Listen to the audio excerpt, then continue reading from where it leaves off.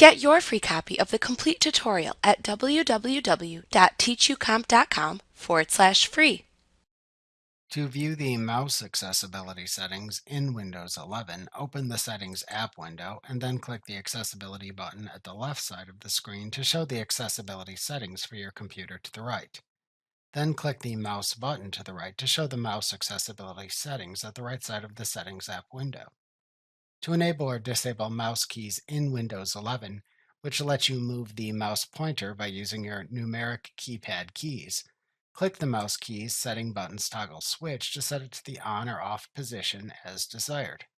If mouse keys are enabled, to enable or disable only using mouse keys when the number lock button is active, check or uncheck the only use mouse keys when num lock is on checkbox. To enable or disable showing the mouse keys icon in the taskbar, check or uncheck the Show the mouse keys icon on the taskbar checkbox.